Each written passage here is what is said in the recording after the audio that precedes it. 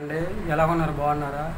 దేవుడు ఇచ్చిన మహా ఉచితమైన బట్టి దేవుని యొక్క వాక్యం ద్వారా దేవుడు మనతో మాట్లాడుతున్నాడు అనమాట అండి. అక్రమములు విస్తారంగా పెరిగిపోతే ప్రేమ సల్లారిపోద్దని చెప్పేసి దేవుడు తన పరిశుద్ధ లేఖనం ద్వారా చదివిస్తున్నాడు అనమాట అండి.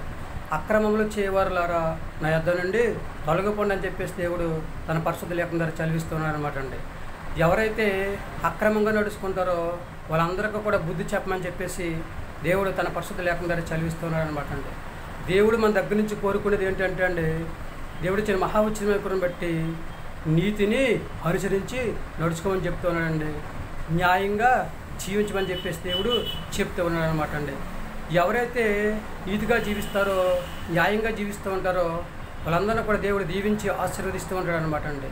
అలాగే ఎవరైతే దేవుని మీద సంపూర్ణంగా ఆనుకుని ఆధారపడి జీవిస్తూ ఉంటారో వారందరికీ కూడా దేవుడు సహాయం చేస్తాడని చెప్పేసి దేవుడు తన పరిశుద్ధ లేఖనం ద్వారా చదివిస్తున్నాడు అనమాట అండి.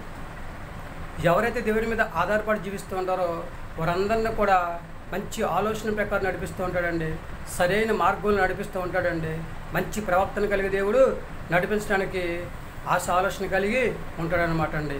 కాబట్టి మనం దేవునికి అంగీకారంగా జీవించి దేవుని ఎడల ఎవరైతే భయభక్తి కలిగి జీవిస్తూ ఉంటారో వారందరినీ కూడా ఏ హాని అపాయంలో రాకుండా దేవుడు కాసి కాపాడి కరుణించి ఎప్పుడు ఎక్కడ వాళ్ళకి సహాయం కావాలో సహాయం చేసి దేవుని యొక్క ఆశీర్వాదాన్ని వాళ్ళ మీదకి పంపిస్తాడని చెప్పేసి దేవుడు తన పరిశుద్ధ లేఖనం ద్వారా చదివిస్తున్నాడు అనమాట అండి. చక్కగా దేవుని యొక్క వాక్యం చెప్పినట్లు మనం చేయగలిగితే కనుక అంతకు మించిన మహాభాగ్యం మరొకటి లేదనమాట అండి. కాబట్టి మనం ఎవరి మీద పగ పెంచుకోకూడదండి, కక్షలు పెంచుకోకూడదు, ద్వేషం పెంచుకోకూడదు, అసూయ పెంచుకోకూడదు అనమాట అండి. మనం అందరి అడల ఎవరైతే ప్రేమ కలిగి జీవించాలని ఆలోచన కలిగి ఉన్నారో వారందరినీ కూడా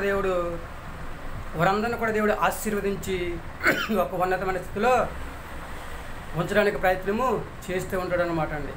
కాబట్టి మనం దేవుని మాట విని ఆయన మాట ప్రకారం నడుచుకుని అందరితో ప్రేమ కలిగి జీవించాలని చెప్పేసి ఎంతమంది అయితే ఆలోచన కలిగి ఉన్నారో వారందరూ కూడా మోకరించండి, చిన్న ప్రార్థన చేద్దాం.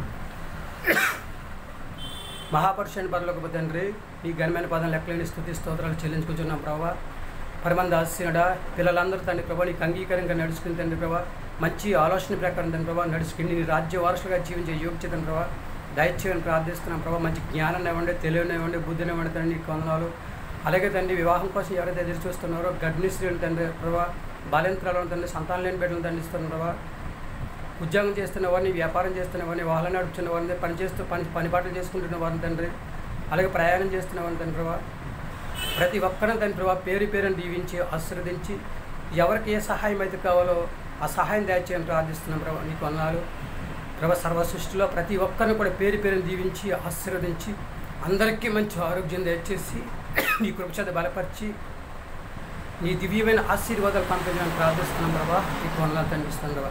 ఎన్ని తలసిన ఏదైనా జరిగేది నీ చిత్తమే కనుక తండ్రి, అందరికీ మంచి ఆరోగ్యం దయచేసి అందరిని కూడా దీవించి ఆశీర్వదించి ఎవరికి ఏ సహాయం కావాలో సహాయం దయచేసి మంచి ఆరోగ్యం దయచేయమని మా ప్రార్థనలకి ఇస్తేనే మా ప్రార్థన తగ్గుబడి బలం దయచేయమని మా కొరకు త్వరగాని యేసుక్రీస్తు ప్రయాసమైన నమ్మలాడి వేడుకొంచున్నాము తండ్రి.